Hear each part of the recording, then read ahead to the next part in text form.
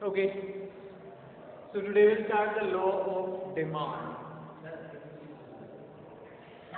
The law of demand states that, ठीक है, law क्या कहता है, कुछ चीजें, दो चीजें यहाँ पे important है. The law of demand states that there is an inverse relationship between price and quantity demanded if other things remain constant. ठीक है, लॉ ऑफ डिमांड कहता है price and quantity demanded QD में इनवर्स रिलेशनशिप होता है. ठीक है, कब होता है, जब बाकी चीजें, if other things remain constant. वो अदर थिंग्स क्या होती हैं, तो जो कल हमने डिटर्मिनेंट पढ़े थे ना, जो भी डिमांड के डिटर्मिनेंट इंडिविजुअल डिमांड फंक्शन में, ठीक है, उनमें से पी एक्स को छोड़ दें, जो हमने लिखा था पी एक्स, हाँ right, D X is equal to function of P X P R E. ठीक है, तो ये जो है, अगर मैं इस पी एक्स को छोड़ दूं, क्योंकि पी एक्स क्या है, this is the price of x commodity, right, x commodity के प्राइस. ठीक है, तो उस कोमोडिटी मतलब on price of the commodity है, कोमोडिटी के खुद के प्राइस को अगर छोड़ दिया जाए तो ये बाकी सारी चीजें होंगी अदर फैक्टर्स या अदर थिंग्स. तो अगर ये चीजें कांस्टेंट रहे, मतलब रिलेटेड गुड्स, सब्स्टिट्यूट और कॉम्प्लीमेंट्री के प्राइस में कोई चेंज ना हो, कंज्यूमर की इनकम में कोई चेंज ना हो, कंज्यूमर का टेस्ट और प्रेफरेंस ना बदले, और फ्यूचर में प्राइस कम होने या ज़्यादा मीन्स प्राइस चेंज होने की कोई एक्सपेक्टेशन नहीं है. ठीक है, तो ये सारी चीज़ें क्या हैं, कांस्टेंट है. Clear, only then there will be inverse relationship between price and quantity demanded. अगर ये चीज़ें कांस्टेंट रहती हैं तो ही इनवर्स रिलेशनशिप होगा. अगर इनमें से कोई भी एक चीज़ कांस्टेंट नहीं है, फॉर एग्जांपल इनकम मान लूँ मैं, प्राइस भी बढ़ जाता है लेकिन इनकम बहुत ज़्यादा बढ़ जाती है कंज्यूमर की, दुगनी 3 गुना. ठीक है, लेकिन प्राइस उतना ज़्यादा दो गुना या 3 गुना नहीं बढ़ता, लेकिन उसकी इनकम जो है 2 गुना या 3 गुना बढ़ जाती है. ठीक है, तो क्या वो कम खरीदेगा? प्राइस भी बढ़ा लेकिन इनकम प्राइस से बहुत ज़्यादा बढ़ गई है, तो वो अपनी डिमांड कम नहीं करेगा. माइट भी चांसेस आर देयर कि वो ज़्यादा ही खरीदे. ठीक है, तो वहाँ पे क्या हो जाएगा, इनवर्स रिलेशनशिप नहीं सेट हुआ. दूसरी बात, टेस्ट एंड प्रेफरेंसेस, कुछ ऐसी चीज़ें होती हैं जो कंज्यूमर की हैबिट बन जाती हैं, जो उसको बहुत पसंद है.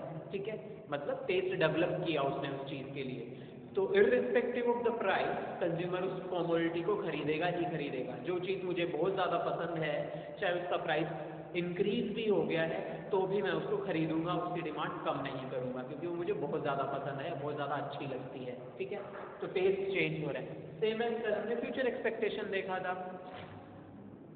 ओके, कि प्राइस चेंज होने के चांसेस हैं. ठीक है, फ्यूचर में कि रिड्यूस होगी या फिर डिक्रीज होगी. ठीक है, तो उसके हिसाब से डिमांड कम या ज़्यादा हो जाती थी. आज प्राइस चेंज नहीं हुआ. ठीक है, तो वो इनवर्स रिलेशनशिप सेटअप नहीं हुआ कि प्राइस कम भी नहीं हुआ फिर भी डिमांड बढ़ गई. ठीक है, तो इनवर्स रिलेशनशिप तो नहीं हुआ भाई. फ्यूचर में प्राइस, कल रात से पेट्रोल के प्राइस बढ़ने वाले हैं 12 बजे से, आज रात 12 बजे से, तो मैं आज ही टैंक फुल करा लूँगा, जबकि आज प्राइस चेंज नहीं हुए, तो प्राइस वहीं की वहीं है लेकिन मेरी डिमांड बढ़ गई है. ठीक है, तो इनवर्स रिलेशनशिप तो नहीं है, क्योंकि डिमांड तो तब बढ़नी चाहिए जब प्राइस घटने थे, तब इन्वर्स होता. ठीक है, सो हमने क्या कहा कि ये जो अदर फैक्टर्स हैं अगर ये चेंज होते रहते हैं तो इन्वर्स रिलेशनशिप नहीं आता है डिमांड और प्राइस के बीच में. ये जब कांस्टेंट रहते हैं तभी इन्वर्स रिलेशनशिप होगा. ठीक है, तो लॉ ऑफ डिमांड क्या कहता है, law of demand states that there is an inverse relationship between price and quantity demanded, other things remain constant. ठीक है, तभी इन्वर्स रिलेशनशिप होगा जब बाकी चीजें कांस्टेंट होंगी. ठीक है, ये चीज याद रखना, अदर थिंग्स रिमेन कांस्टेंट. अगर ये वर्ड नहीं है, ये लाइन हमने ऐड नहीं की है तो लॉ गलत हो जाएगा. ठीक है, लॉ को डिफाइन करना है specially inverse relationship if other things remain constant. बाकी चीजें अगर कांस्टेंट रहती हैं तो ही इनवर्स रिलेशनशिप होता है. ठीक है, लॉ ऐसा कहता है. अब जो लॉ ऑफ डिमांड है इसका जो ग्राफिक प्रेजेंटेशन है वो क्या होता है, जो हमारा कर्व था, डिमांड कर्व कैसा होता है, स्लॉप कैसा होता है डिमांड कर्व का, नेगेटिव. ठीक है, तो उसको हम इस तरीके से दिखाते हैं कर्व में, O X axis, O Y axis, ठीक है। So this is demand curve D and it is negatively sloped from upward to downward, ठीक है। डाउनवर्ड स्लोपिंग डिमांड कर्व भी कहते हैं, नेगेटिवली स्लोप्ड डिमांड कर्व भी कहते हैं, ठीक है। सो इसको हम कहेंगे it is downward sloping demand curve from left to right, left से राइट चलता है ये, ठीक है, राइट से लेफ्ट नहीं चलता है। अगर राइट से लेफ्ट चलता तो इसका स्लोप कैसा हो जाता, upward sloping, right to left तो ऐसे जाता है, ठीक है। इसलिए डाउनवर्ड स्लोपिंग होता है, लेफ्ट टू राइट चलता है कि जब प्राइसेस डिक्रीज होंगे तो डिमांड रिड्यूस हो जाएगी, ठीक है। So this is the graphic presentation of law of demand, ठीक है। लॉ ऑफ डिमांड का ग्राफिक प्रेजेंटेशन है। नेक्स्ट आती है अजम्पशन। अब अजम्पशन भी बहुत सिंपल है।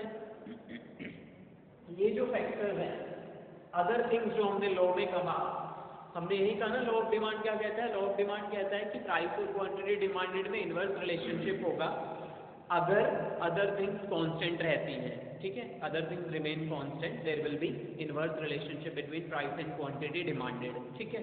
सो अजम्पशन भी यही है, there will be no change in price of related goods, substitute is either और कॉम्प्लीमेंट्री, चाहे तो सब्स्टिट्यूट की बात हो रही चाहे कॉम्प्लीमेंट्री, उन दोनों के प्राइस में कोई चेंज नहीं होगा। कंज्यूमर की इनकम कांस्टेंट रहेगी, कंज्यूमर के टेस्ट एंड प्रेफरेंसेस में कोई चेंज नहीं होगा, और फ्यूचर एक्सपेक्टेशंस भी कांस्टेंट रहेंगी। यही असम्पशन है, ठीक है, क्लियर। तो जो अदर थिंग्स जो हमने कांस्टेंट मानी उन्हीं को हम अज्यूम कर लेते हैं कि ये मानते हुए कि ये चीजें कांस्टेंट, इनमें कोई चेंज नहीं होगा, price of related goods change नहीं होगी, कंज्यूमर की इनकम में कोई चेंज नहीं आएगा, कंज्यूमर के टेस्ट एंड प्रेफरेंसेस चेंज नहीं होंगे, फ्यूचर एक्सपेक्टेशन में कोई चेंज नहीं आएगा, ठीक है, क्लियर। ये हमने अज्यूम कर लिया, किस लिए अज्यूम किया, लॉ को डिफाइन करने के लिए। तो लॉ भी तो यही था, इनवर्स रिलेशनशिप है अगर बाकी चीजें कांस्टेंट रहती हैं। नेक्स्ट आता है why more of a good is purchase when it's price fall. एक कमोडिटी की डिमांड तभी ज्यादा क्यों होती है जब उसका प्राइस डिक्रीज होता है, उसके पीछे रीजन क्या है, ठीक है।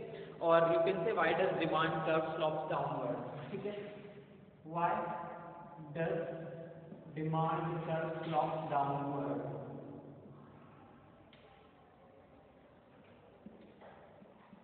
डाउनवर्ड स्लोपिंग क्यों होता है, या फिर एक कंज्यूमर एक कमोडिटी की यूनिट ज्यादा तभी क्यों खरीदता है जब उसका प्राइस डिक्रीज होता है, ऐसा क्या है उसके पीछे वजह है। सो फर्स्ट कहता है law of diminishing marginal utility, law of diminishing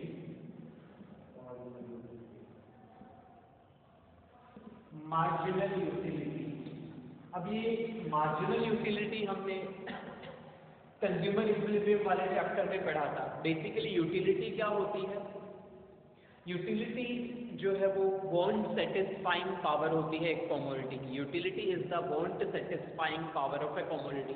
एक कमोडिटी की अंदर आपकी जरूरत पूरी करने की कितनी शक्ति होती है, ठीक है, क्या वो आपकी जरूरत पूरी कर पाती है या नहीं कर पाती, उसकी कितनी यूनिट्स हमें कंज्यूम करनी पड़ेगी हमारी नीड को सेटिस्फाई करने के लिए। सो utility is the want satisfying power, ठीक है।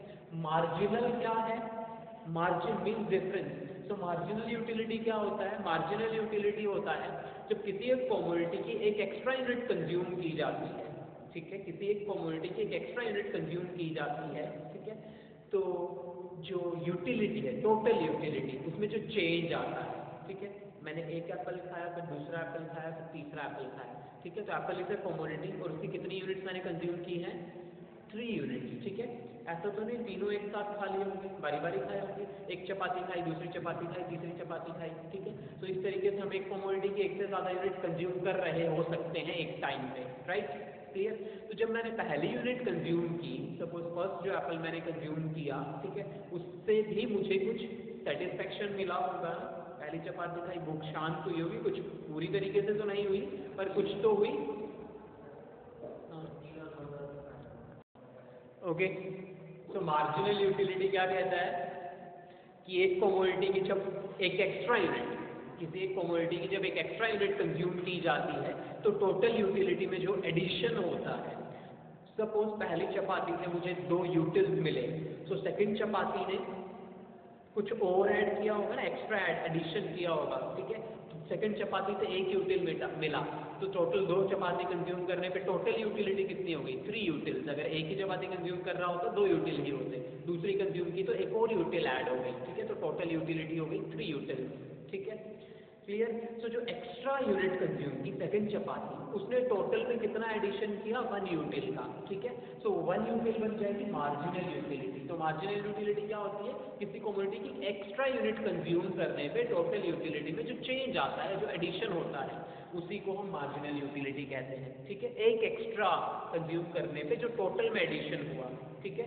4 चपाती कंज्यूम करी, पहली ने 4 यूटिल दिए, दूसरी ने 3 यूटिल दिए, तीसरी ने 2 यूटिल दिए और चौथी ने 1 यूटिल दिया, ठीक है। यूटिल जो है वो यूटिलिटी को मेजर करने की यूनिट है। जैसे वेट को ग्राम किलोग्राम में मेजर करते हैं, ऐसे यूटिलिटी को यूटिल्स में मेजर करते हैं, ठीक है। तो टोटल कितनी यूनिट कंज्यूम की है मैंने? टोटल 4 यूनिट कंज्यूम की है, ठीक है, एक कमोडिटी की। और टोटल यूटिलिटी कितनी मिली है चारों से? सबको ऐड कर दो, 10 यूटिल्स हो गए, ठीक है, 10 यूटिल्स मिले हैं मुझे। अब जब मैंने सेकंड चपाती कंज्यूम की, तो इसको मैं क्या कहूँगा? एक एक्स्ट्रा यूनिट कंज्यूम करने पे टोटल यूटिलिटी में जो एडिशन हुआ, तो सेकंड में मुझे कितने यूटिल्स दिए? 3 दिए। सेकंड चपाती से यूटिल्स मिले हैं 3, तो टोटल में एडिशन हो गया ना 3 का, तो 2 कंज्यूम करने पे टोटल कितनी हो गई? 7, वरना पहले टोटल कितनी थी? सिर्फ 4 थी। तो एक एक्स्ट्रा यूनिट कंज्यूम करने पे टोटल यूटिलिटी में जो एडिशन होता है, जैसे अब 7 है, तीसरी और कंज्यूम करने में तो टोटल बढ़ जाएगी ना, क्योंकि एक्स्ट्रा यूटिल्स मिल गए हैं मुझे, ठीक है। तो एक एक्स्ट्रा यूनिट कंज्यूम करने पे जो टोटल यूटिलिटी में एडिशन होता है उसे हम मार्जिनल यूटिलिटी कहते हैं। अब यहाँ पे वो कह रहा है दिस इज डिमिनिशिंग। डिमिनिशिंग होता है रिड्यूसिंग, डिक्रीजिंग, घटती हुई, ठीक है। तो वो कहता है मार्जिनल यूटिलिटी घटती हुई है या घटती है, ठीक है। लो है एक ऐसा, ठीक है, ये कहता है कि जब आप एक एक्स्ट्रा यूनिट कंज्यूम करते हो, ठीक है, तो हर एक एक्स्ट्रा यूनिट अपनी पिछली यूनिट के मुकाबले कम यूटिल्स देगी, कम सेटिस्फैक्शन देगी। एक पॉइंट आता है ना जब आप रोटी खाना छोड़ देते हो, लाइक 4 चपाती खा लिए या फिर 5 चपाती खा लिए, अब मेरा पेट भर गया है, ये पॉइंट आता है, ठीक है, सैचुरेशन पॉइंट आ गया कि हाँ भाई अब मेरा पेट भर गया है, ठीक है। तो उसके बाद मैं नहीं खा सकता, एक और खाऊंगा तो पेट दर्द हो जाएगा, एक और खाऊंगा तो वॉमिटिंग भी हो सकती है। ऐसा होता है जब कोई चीज़ एक्स्ट्रा आप कंज्यूम करते जाते हो ज़बरदस्ती, तो पेट दर्द या वॉमिटिंग हो सकती है। तो एक पॉइंट आता है कि जब आप लाइक डन, ठीक है, अब उससे ज़्यादा मैं नहीं खा सकता, ठीक है। तो जब पहली चपाती खाई होगी तो बहुत ज़्यादा सेटिस्फेक्शन मिली होगी, दूसरी से कम, तीसरी से और कम, चौथी खाई होगी तो वो थोड़ी कम अच्छी लगी होगी। ऐसा होता है जैसे जैसे पेट भरता जाता है चीज़ें कम अच्छी लगने लगती हैं। पहले शुरू में बहुत ज़्यादा अच्छी लग रही थी क्योंकि भूख बहुत ज़्यादा लग रही थी, तो उसने सबसे ज़्यादा सेटिस्फेक्शन दिया होगा जो पहली यूनिट थी। सेकंड ने उससे कम दिया, थर्ड ने उससे कम दिया, फोर्थ ने उससे कम दिया, फिफ्थ ने उससे कम दिया, ठीक है। 5 खा के पेट भर गया है, तो छठी खाओगे तो सेटिस्फेक्शन मिलेगी? नहीं मिलेगी ना, क्योंकि 5 ने सेटिस्फाई कर दिया है बिल्कुल, ठीक है, पूरा पेट भर गया है। अब 6th खाओगे तो वो क्या करेगी? प्रॉब्लम ही क्रिएट करेगी, पेट दर्द हो जाएगा, ठीक है, तो यूटिलिटी नेगेटिव। 7th और कंज्यूम की, उल्टी आ गई, तो जो पहले 5 ने सेटिस्फेक्शन दी थी वो भी बाहर आ गई, ठीक है। ऐसा होता है जब हम कोई चीज़ बहुत ज़्यादा ज़रूरत से ज़्यादा कंज्यूम कर लेते हैं, वॉमिटिंग भी हो जाती है ना, ठीक है। तो सेटिस्फेक्शन क्या चली जाती है? नेगेटिव में चली जाती है, ठीक है। तो यूटिलिटी नेगेटिव में भी चली जाती है, मार्जिनल, ओके। तो लो क्या कहता है कि जो मार्जिनल यूटिलिटी है वो रिड्यूस होती जाती है। रिड्यूस होती जाती का मतलब है कि every extra unit gives less and less satisfaction then its previous. हर एक एक्स्ट्रा यूनिट अपनी पहली यूनिट के मुकाबले कम यूटिल्स या कम सेटिस्फेक्शन देती है। ये है law of diminishing marginal utility, ठीक है, ओके। तो देखो मैंने कोई एक यूनिट खरीदी किसी एक चीज़ की, ठीक है, तो वो ज़्यादा यूटिल देगी जब मैं उसकी कोई दूसरी यूनिट भी कंज्यूम करता हूँ उसके मुकाबले। इसने 6 यूटिल्स दिए, इसने 4 यूटिल्स दिए, समझ आ गया? फर्स्ट वाले ने ज़्यादा यूटिल्स दिए, ज़्यादा सेटिस्फेक्शन दी, सेकेंड यूनिट ने कम सेटिस्फेक्शन दी, ठीक है, क्लियर। तो सेकेंड यूनिट पहले के मुकाबले कम सेटिस्फेक्शन दे रही है, लेकिन दोनों का प्राइस तो सेम है, एक बिस्किट का पैकेट और दूसरा बिस्किट का पैकेट जो कि सेम है, ठीक है, लाइक पार्ले क्रैक जैक और ये भी पार्ले क्रैक जैक है, ठीक है। तो दोनों का प्राइस सेम है लेकिन दोनों यूटिलिटी अलग अलग दे रहे हैं। तो क्या एक कंज्यूमर सेम प्राइस पे करना चाहेगा जब उनका सेटिस्फेक्शन लेवल अलग अलग है? भाई इससे मिल रहा है 6 यूटिल्स, सेटिस्फेक्शन हाई दे रहा है ये, और ये सेटिस्फेक्शन लेवल लो प्रोवाइड कर रहा है, लेकिन प्राइस दोनों का 10-10 रुपए है। तो ये 10 रुपए खर्च करके मुझे 6 यूटिल मिल रहे हैं, ये 10 रुपए खर्च करके मुझे सिर्फ 4 यूटिल्स मिल रहे हैं। कंपैरिजन करते हैं हम लोग, ठीक है। तो क्या मुझे इसके लिए 10 रुपए खर्च करने चाहिए? इसमें ये कम सेटिस्फेक्शन दे रहा है इसके मुकाबले, ठीक है। क्लियर? तो ये कहता है law according to law of diminishing marginal utility, as the marginal utility tends to decline with every extra units consumption, हर एक एक्स्ट्रा यूनिट के कंजम्पशन पे जब मार्जिनल यूटिलिटी घटती जाती है तो consumer is not willing to spend the same amount और is not willing to pay the same price. Consumer उस कमोडिटी का वही प्राइस पे करने के लिए विलिंग या रेडी नहीं है जब वो यूनिट कम यूटिलिटी दे रही है पहले के मुकाबले, ठीक है। तो वो कब विलिंग होगा इस सेकेंड यूनिट को खरीदने पे? जब उसका प्राइस कम होगा। अब उसे 10 की बजाय 8 रुपए अगर पे करने पड़े तो कहता है मैं खरीद लूंगा, ठीक है। अब मुझे इतनी जरूरत भी नहीं है, पेट भर गया है, इतनी भूख भी नहीं लग रही है, ठीक है, तो 10 रुपये और नहीं खर्च कर सकता, ठीक है। हाँ, थोड़ा सस्ते में देगा तो मैं खर्च कर दूंगा या खरीद लूंगा, ठीक है। होता है ऐसा कई बार। Clear?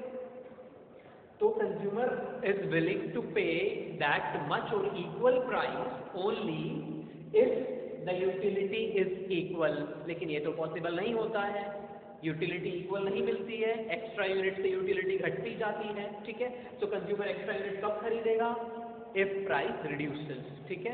So law of diminishing marginal utility apply होता है प्रैक्टिकली, इसलिए भी कंज्यूमर तभी ज़्यादा खरीदेगा जब उसका प्राइस रिड्यूस होगा, ठीक है। क्लियर? तो पॉइंट यही था कि कंज्यूमर प्राइस कम होने पे ही ज़्यादा क्यों खरीदना चाहता है? क्योंकि एक्स्ट्रा यूनिट से मिलने वाली यूटिलिटी या सेटिस्फेक्शन लेवल कम होता जाता है, तो उसी प्राइस पे तो यूनिट खरीदना नहीं चाहता है। अगर उसका प्राइस कम हो जाएगा तो खरीद लेगा क्योंकि उससे सेटिस्फेक्शन भी तो कम मिल रहा है। नेक्स्ट कहता है इनकम इफेक्ट। यहाँ पे इनकम इफेक्ट है, देखो दो तरह की इनकम होती है, एक तो मनी इनकम होती है, एक रियल इनकम होती है। मनी इनकम होती है exactly whatever you are getting in terms of your income. जो मनी या अमाउंट ऑफ मनी आपको इनकम के रूप में मिल रही है उसको मनी इनकम कहते हैं कि मुझे 10,000 रुपये मिल रहे हैं तो मेरी मनी इनकम हो गई। एक होती है रियल इनकम। रियल इनकम होती है परचेजिंग पावर, खरीदने की शक्ति, कि मेरे पास जितना पैसा है उससे मैं कितनी यूनिट या कितनी कमोडिटी खरीद पाता हूँ, वो मेरी रियल इनकम होती है, ठीक है। अब देखो मनी, मैं 100 रुपये लेके गया मार्केट में, ठीक है, 2 किलो एप्पल ले आया, ठीक है, 100 रुपये में 2 किलो एप्पल खरीद लिए मैंने, ओके। तो मेरी परचेजिंग पावर कितनी है? 2 किलो, 2 किलोग्राम ऑफ एप्पल। मैं 2 किलो एप्पल खरीद लिए तो ये मेरी परचेजिंग पावर होगी। मैं कितना खरीद सकता हूँ? 2 किलो एप्पल, तो मेरे पास 100 रुपये, ठीक है। एक हफ्ते बाद फिर गया मार्केट में वही 100 रुपये लेके, अब एप्पल के प्राइसेस बढ़ गए, ठीक है। क्लियर? 80 रुपये पर किलो हो गया, 50 रुपये था पहले पिछले हफ्ते, अब 80 रुपये पर केजी हो गया है, ठीक है। तो अब मैं सिर्फ 1.25 किलोग्राम, 1.25 किलो एप्पल ही खरीद पाऊंगा उस 100 रुपये से। तो अगर मैं इसको अपनी इनकम मान लूँ एक पॉइंट के लिए कि मेरी इनकम है 100 रुपये, ठीक है, तो पिछले हफ्ते में मैंने 2 किलो एप्पल खरीद लिए थे तो मेरी परचेसिंग पावर कितनी? 2 किलो एप्पल। अब भी मेरी इनकम उतनी ही है, लेकिन इस हफ्ते में सिर्फ 1.25 किलो सेब या एप्पल ही खरीद पाया, तो मेरी परचेसिंग पावर घट गई ना। क्लियर? लेकिन क्या मेरी मनी इनकम घटी? तब भी मेरे पास 100 रुपये हुआ करते थे और आज भी मेरे पास, अब भी मेरे पास 100 ही रुपये थे। तो मनी इनकम सेम थी, लेकिन प्राइस बढ़ जाने की वजह से मेरी परचेसिंग पावर क्या हो गई? घट गई है, ठीक है। क्लियर? तो यहाँ पे जो इनकम इफेक्ट है वो रियल इनकम का ही इफेक्ट है कि कंज्यूमर तभी ज़्यादा खरीदेगा जब उसकी रियल इनकम इंक्रीज होगी। और रियल इनकम कब इंक्रीज होगी? जब प्राइस रिड्यूस होंगे। अब मैं 100 रुपये लेके गया, पिछले हफ्ते 2 किलो एप्पल खरीदे जब 50 रुपये किलो एप्पल था, अब 40 रुपये पर किलो एप्पल हो गया इस बार, और मैं 100 ही रुपये लेके गया तो मैं कितने खरीद सकता हूँ 40 रुपये के हिसाब से? 2.5 किलो, राइट। भाई पिछले हफ्ते 100 रुपये लेके गया मार्केट में, 50 रुपये एक किलो एप्पल था, ठीक है, तो मैंने 2 किलोग्राम ऑफ एप्पल खरीद लिए तो मेरी परचेजिंग पावर थी 2 किलोग्राम, ठीक है। इस हफ्ते में वो सेम अमाउंट लेके गया 100 रुपये है, इस हफ्ते जो है एप्पल के प्राइसेस चेंज हो गए 40 रुपये हो गए, रिड्यूस हो गए, ठीक है। तो मैं कितना खरीद पाऊंगा अब 100 रुपये के हिसाब से 2.5 किलो, 2.5 किलोग्राम ऑफ एप्पल मैंने खरीद ली। अब देखो मेरी परचेसिंग पावर बढ़ी, मनी इनकम में तो कोई चेंज नहीं है, पहले भी 100 रुपये लेके गया था, अब भी 100 रुपये लेके गया था, ठीक है। लेकिन मेरी परचेसिंग पावर बढ़ गई, जिस वजह से मैंने डिमांड कम, आधा किलो एप्पल और ज़्यादा खरीदे ना मैंने, अकेले मैंने, इस तरीके से मेरे जैसे और लोगों ने भी ज़्यादा खरीदे होंगे। डिमांड बढ़ी, कब बढ़ी? जब मेरी रियल इनकम बढ़ी, मनी इनकम नहीं बढ़ी, ठीक है, रियल इनकम बढ़ी। और रियल इनकम कब बढ़ी? जब प्राइसेस रिड्यूस हुए, ठीक है। तो एक कंज्यूमर, यहाँ पे वही बता रहे हैं, कंज्यूमर ज़्यादा तभी क्यों खरीदता है जब प्राइसेस रिड्यूस हो जाते हैं, क्योंकि उसकी परचेजिंग पावर बढ़ जाती है, राइट। प्राइस कम होने पे ज़्यादा क्यों खरीदता है? क्योंकि उसकी परचेजिंग पावर बढ़ जाती है या फिर उसकी रियल इनकम इंक्रीज हो जाती है, राइट। मनी इनकम में कोई चेंज नहीं आया, क्लियर। इसीलिए डिमांड कर्व भी डाउनवर्ड स्लॉपिंग था। नेक्स्ट कहता है सब्स्टिट्यूशन इफेक्ट। अब देखो हमने कल ही पढ़ा था सब्स्टिट्यूशन एंड कॉम्प्लीमेंट्री गुड्स, ठीक है। सब्स्टिट्यूशन कहता है कि जब एक कमोडिटी का सब्स्टिट्यूट या ऑल्टरनेटिव अवेलेबल है मार्केट में, ठीक है, क्लियर। तो अगर सपोज पेट्रोल एंड डीजल, ठीक है, diesel two substitutes are there, fuel के दो सब्स्टिट्यूट्स हैं, ठीक है। ओके, सो हमारे पास क्या होता है सब्स्टिट्यूट कमोडिटी। तो दूसरी कौन सी होती है? ऑन। एक को हम कहते हैं ऑन कमोडिटी, जिसकी हम डिमांड पढ़ रहे होते हैं, और उसकी जो काउंटर पार्ट होती है वो हमारी सब्स्टिट्यूट होती है, ठीक है, उसकी जगह पे जिसको हम यूज कर सकते हैं।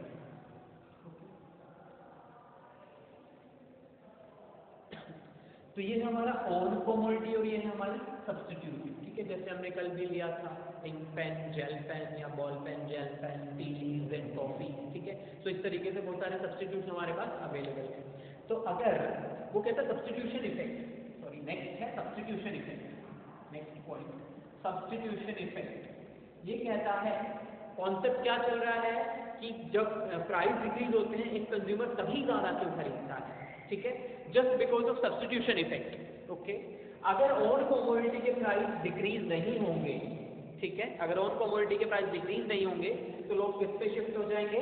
सब्स्टिट्यूट, अगर सब्स्टिट्यूट इससे सस्ती है तो, ठीक है।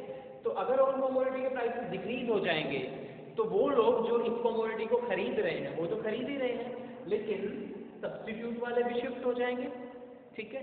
लाइक डीजल सस्ता हो गया तो लाइक पेट्रोल सस्ता हो गया है, ठीक है, तो पेट्रोल डीजल कार वाले भी पेट्रोल पे शिफ्ट हो जाएंगे। जैसे अभी हुआ था, ठीक है, कि लाइक मई जून के आसपास, ठीक है, दिल्ली में पेट्रोल और डीजल के प्राइसेस इक्वल आ गए थे, सिर्फ 1 रुपये का डिफरेंस था, ठीक है।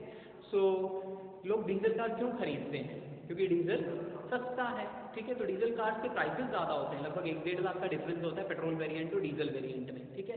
तो एक तो मैं डीजल वेरिएंट खरीदने के लिए 1-1.5 लाख रुपए एक्स्ट्रा भी दे रहा हूँ, ऊपर से जब उसमें डीजल डलवा रहा हूँ तो पेट्रोल और डीजल के प्राइसेस में भी डिफरेंस नहीं है, ठीक है, वो 1 रुपये का डिफरेंस था, ठीक है। तो मुझे फ़ायदा क्या हुआ? दूसरा मेंटेनेंस, ठीक है, डीजल की जो मेंटेनेंस है वो भी हाई है, उसका इंजन जल्दी ख़त्म हो जाता है, ठीक है।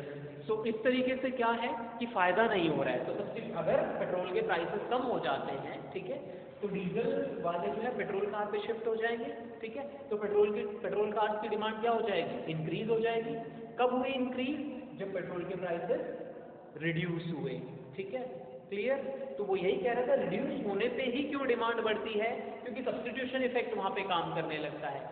आपके कंज्यूमर्स तो खरीद ही रहे हैं जो उस कमोडिटी को ऑलरेडी यूज कर रहे हैं, ठीक है, लेकिन सब्स्टिट्यूट जो पहले यूज नहीं करते थे, ठीक है, वो भी शिफ्ट हो जाएंगे इसके ऊपर। क्यों? क्योंकि इसका प्राइस कम हो गया है, ठीक है। तो ये सब्स्टिट्यूशन इफेक्ट है कि जब आपकी commodity when the prices of one commodity reduces and it becomes relatively cheaper than the substitute goods, जब ये सब्स्टिट्यूट गुड्स से सस्ती हो जाती है तो the consumers who are using the substitute goods will shift to this commodity, वो भी इस कमोडिटी पे शिफ्ट हो जाएंगे जो सब्स्टिट्यूट को यूज कर रहे हैं आज, ठीक है। अगर कॉफ़ी चाय से सस्ती हो जाए तो एडिक्शन को छोड़ दें कि जो लोग चाय के आदी हैं, ठीक है, क्लियर, उसके अलावा भी बहुत सारे ऐसे हैं जो चाय को इसलिए कंज्यूम करते हैं कि कॉफ़ी थोड़ी महंगी पड़ती है, ठीक है। तो अगर कॉफ़ी चाय से सस्ती हो जाएगी तो वो लोग कॉफ़ी पे शिफ्ट हो जाएंगे, हैबिचुअल वालों को अगर छोड़ दिया जाए, वो तो एक्सेप्शन में आता है, ठीक है, वो एक्सेप्शन में आता है। तो वो लोग जो आदी नहीं है, हैबिचुअल नहीं है, उनको चाहे चाय दे दो, कॉफ़ी दे दो, कोई फर्क नहीं पड़ता, तो वो लोग कॉफ़ी पे शिफ्ट हो जाएंगे, क्योंकि कॉफ़ी रिलेटिवली सस्ती हो गई है, ठीक है, चाय के मुकाबले, टी लीव्स के मुकाबले, तो वहाँ पे सब्सटीट्यूशन इफेक्ट है। नेक्स्ट है size of the consumer group. Size of the consumer group क्या कहता है कि जब चीजें सस्ती हो जाती है तो कंज्यूमर साइज क्या हो जाता है, इंक्रीज या डिक्रीज, इंक्रीज, सस्ती हो जाएगी, बहुत सारे लोग उधर अट्रैक्ट हो जाएंगे और खरीदेंगे, ठीक है, तो size of the consumer group increases when the prices goes down, तो डिमांड अपने आप बढ़ जाएगी, ठीक है, क्लियर, ये भी इफेक्ट है कि सस्ती होगी, प्राइस डिक्रीज होंगे तो डिमांड बढ़ जाएगी, क्योंकि एग्जिस्टिंग कंज्यूमर ज्यादा नहीं खरीदेंगे मे बी, लेकिन नए कंज्यूमर्स आ जाएंगे, ठीक है, जो पहले उसको खरीद नहीं रहे थे, तो size of the consumer group increase हो जाएगा कमोडिटी सस्ती होने पे, ठीक है, भाई हम लोग उतनी ही खरीदेंगे जितनी पहले खरीद रहे थे, लेकिन वो लोग जो पहले इसको नहीं खरीद रहे थे महंगी होने की वजह से अब सस्ती हो गई तो खरीदने लग जाएंगे, तो कंज्यूमर ग्रुप बढ़ गया है, ठीक है, तो भी डिमांड बढ़ेगी। Next one is different uses. कई कमोडिटीज ऐसी होती हैं जिनके एक से ज्यादा यूजेस होते हैं, जिसको एक पर्पज के लिए यूज नहीं कर रहे हो, एक से ज्यादा पर्पजेस के लिए आप यूज करते हो, ठीक है, जैसे मिल्क हो गया, मिल्क को आप बहुत सारे पर्पजेस के लिए यूज करते हो, ड्रिंकिंग पर्पजेस के लिए भी यूज करते हो, कर्ड के लिए भी करते हो, चीज के लिए भी, स्वीट्स के लिए, चाय कॉफी बनाने के लिए भी यूज करते हो। तो अब अगर मिल्क सस्ता हो जाएगा, ठीक है, तो आप ज़्यादा खरीदोगे ताकि ज़्यादा यूजेस कर सको। अगर दूध महंगा हो गया है तो आप क्या करोगे, अपना कंजम्पशन कम कर दोगे, या तो भाई दूध पीने को मिलेगा या दही जमाने को मिलेगा, दोनों में से एक ऑप्शन आपको मिल रहा है, या तो पी लो या दही जमा लो, ठीक है। अगर सस्ता हो जाता है तो हम ज़्यादा क्वांटिटी खरीद पाएंगे, तो हम पीने के लिए यूज़ भी कर लेंगे और दही जमाने के लिए यूज़ में भी कर लेंगे, ठीक है। तो डिमांड बढ़ गई कब, जब सस्ता होगा। क्यों, क्योंकि हमने यूजेस बढ़ा दिए, एक ही कमोडिटी ज़्यादा यूजेस में हम लेने लग गए हैं, ठीक है, क्लियर। अब महंगा हो गया है तो बोलो, ये आपको ऑप्शन देती है मम्मी कि भाई या तो दही जमवा लो हमसे, ठीक है, या आप पीने का काम कर लो, पी लिया करो, ठीक है, इतना ही हम खरीद सकते हैं, इतना ही आएगा, ठीक है, इतना ही खरीदते हैं, या तो पी लो या दही जमा लो, ठीक है, तुम्हें अच्छा क्या लगता है, ओके, क्लियर। लेकिन जब सस्ता हो गया तो दोनों ऑप्शन आपको या ऑफर्स आपको दिए जाते हैं, तो यूजेस बढ़ गए, ठीक है, तो क्वांटिटी डिमांडेड बढ़ जाएगी, और यूजेस एक कमोडिटी के जब ज़्यादा हैं तो हम उनके यूजेस बढ़ा देते हैं, मल्टीपल यूजेस हैं, ठीक है, जैसे मिल्क था तो सस्ती हो जाएगी तो उसके सारे पर्पजेस के लिए हम यूज़ करेंगे, क्लियर, उसके, okay. So next is exception to the law of demand. Law of demand के अकॉर्डिंग डिमांड कर्व कैसा था, डाउनवर्ड स्लोपिंग, राइट। एक्सेप्शन क्या होते हैं, जहाँ पे रूल या लॉ अप्लाई नहीं होते, लॉ फेल हो जाता है, वही लॉ का एक्सेप्शन हो जाएगा जहाँ पे लॉ फेल हो जाएगा, ठीक है। तो लॉ क्या कहता था, there is an inverse relationship between price and quantity demanded, right, law ये कहता था। उसका एक्सेप्शन क्या कहेगा कि इनवर्स रिलेशनशिप नहीं है, भाई लॉ का एक्सेप्शन मतलब लॉ फेल हो जाए, तो लॉ तो क्या कहता था, इनवर्स रिलेशनशिप, प्राइस बढ़ेगा तो डिमांड कम होगी, प्राइस घटेगा तो डिमांड बढ़ेगी। एक्सेप्शन क्या कहेगा, there is direct positive relation, ठीक है, positive relation. Law negative relation बताता था, एक्सेप्शन क्या बताएगा, पॉजिटिव रिलेशन, कि प्राइस बढ़ेगा तो डिमांड बढ़ेगी, प्राइस घटेगा तो डिमांड घटेगी, ठीक है, ये एक्सेप्शन है, ओके। तो लॉ कहता था नेगेटिव रिलेशन है प्राइस एंड क्वांटिटी डिमांडेड में, जबकि exception to the law of demand कहता है देयर इज पॉजिटिव रिलेशन, ठीक है, प्राइस बढ़ेगा तो डिमांड बढ़ेगी, okay. So according to the exception of the law of demand, जो डिमांड कर्व है वो हमारा कैसा हो जाएगा, उसका स्लोप कैसा होगा, भाई लॉ का डाउनवर्ड था तो इसका कैसा हो जाएगा, अपवर्ड, और वो लेफ्ट टू राइट ही चलेगा। डाउनवर्ड भी लेफ्ट टू राइट चल रहा था, अपवर्ड भी लेफ्ट टू राइट चलेगा, तो left to right upward sloping demand curve होता है, राइट टू लेफ्ट नहीं चलेगा।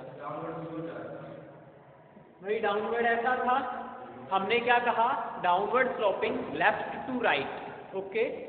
सो लेफ्ट क्या है ये, और राइट की तरफ गए तो ये डाउनवर्ड स्लोप दिखा रहा है, ठीक है। अपवर्ड स्लोपिंग क्या है, upward sloping left to right, अगर राइट टू लेफ्ट कहते तो ये डाउनवर्ड बन जाता ना, ठीक है। So left to right upward sloping है एक्सेप्शन, और पॉजिटिव रिलेशन बताता है। अब कौन सी ऐसी कंडीशन है, कौन से ऐसे एक्सेप्शंस होते हैं, फर्स्ट कहता है articles of distinction, first exception है आर्टिकल्स ऑफ डिस्टिंक्शन,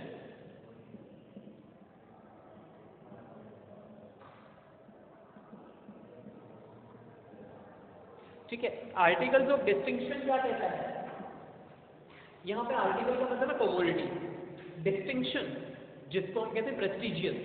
कुछ ऐसी गुड्स होती हैं जो प्रेस्टिजियस होती हैं या स्टेटस सिंबल होती हैं, ठीक है, जिनसे सोसाइटी में हमारा स्टेटस मार्क होता है, ठीक है, रिप्रेजेंट करते हैं, जिसको हम कहते हैं लाइक दिखावे की चीज़ें, ठीक है, लाइक प्रेशियस ज्वेलरी हो गई, लग्जरी कार्स हैं, लग्जरी आइटम्स हैं, ठीक है, ये हमारी क्या होती हैं आर्टिकल्स ऑफ डिस्टिंक्शन, जिससे हमारा स्टेटस झलकता है। ओके, सो इनको हम स्टेटस सिंबल गुड्स भी कहते हैं। Okay, so these are also called articles of distinction. इन्हीं को हम वेबलिन गुड्स भी कहते हैं।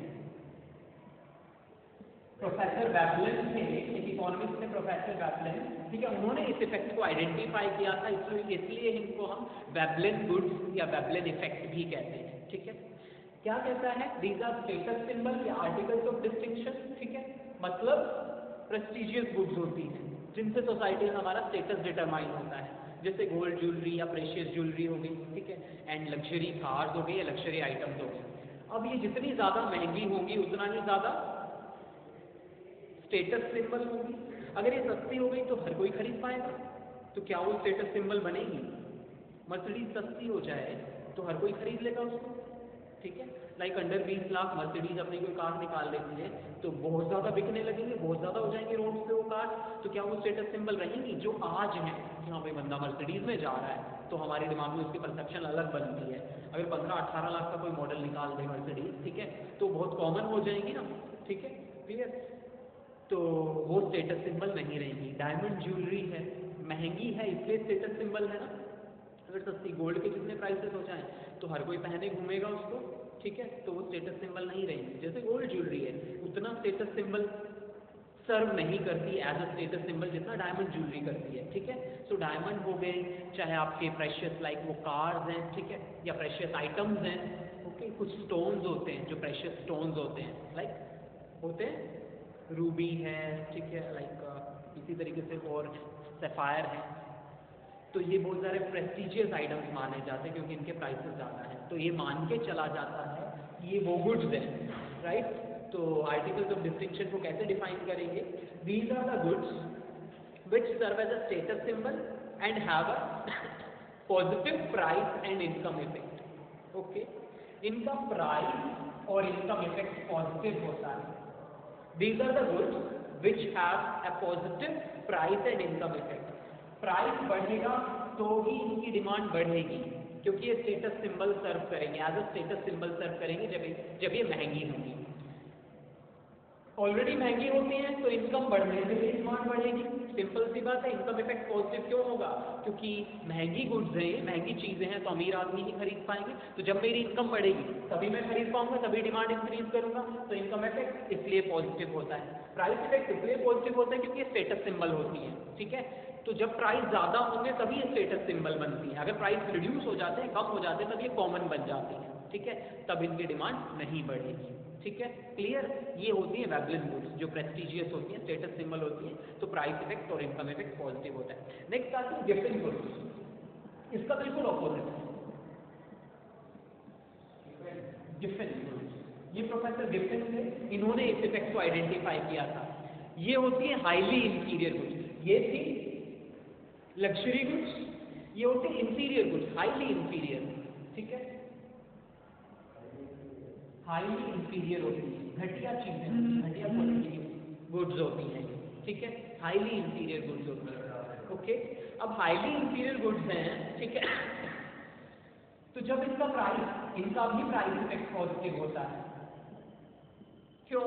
क्योंकि ये माना जाता है कि जब इनका प्राइस इंक्रीज होता है तो ये माना जाता है कि इनकी क्वालिटी भी इम्प्रूव हुई होगी।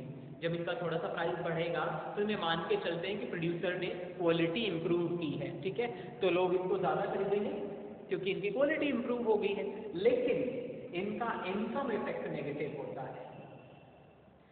घटिया चीज़ें हैं तो कौन खरीदेंगे? पुअर लोग, जो गरीब लोग हैं। तो मतलब जब इनकम घटती है लोगों की तो इन गुड्स की डिमांड बढ़ जाती है, और जब लोगों की इनकम बढ़ती है तो इन गुड्स की डिमांड घट जाती है। जब मेरी इनकम बढ़ेगी तो क्या मैं घटिया चीज़ें खरीदूंगा? नहीं ना, ठीक है, बेटर क्वालिटी ही खरीदने लगूंगा। तो इनका प्राइस इफेक्ट, ये चीज़ याद रखना है, इफेक्ट किसका कैसा होता है। वेबलिन गुड्स के दोनों इफेक्ट, प्राइस और इनकम इफेक्ट पॉजिटिव होते हैं, वेयर गिफन गुड्स के प्राइस और इनकम इफेक्ट अलग अलग होते हैं। Giffen goods highly interior goods होती हैं, अगर इनके प्राइस में इंप्रूवमेंट या इंक्रीमेंट आता है तो माना जाता है इनकी क्वालिटी इंप्रूव हुई होगी, तो प्राइस बढ़ने पे इनकी डिमांड बढ़ती है, पॉजिटिव इफेक्ट होता है प्राइस और डिमांड का। वेयर इनकम इफेक्ट नेगेटिव होता है कि जब इनकम बढ़ती है तो लोग इनकी डिमांड कम करते हैं, और जब इनकम घटती है तो इनकी डिमांड बढ़ जाती है। ठीक है, ये हमारी गिफन गुड्स होती है। नेक्स्ट आती है इरेशनल जजमेंट।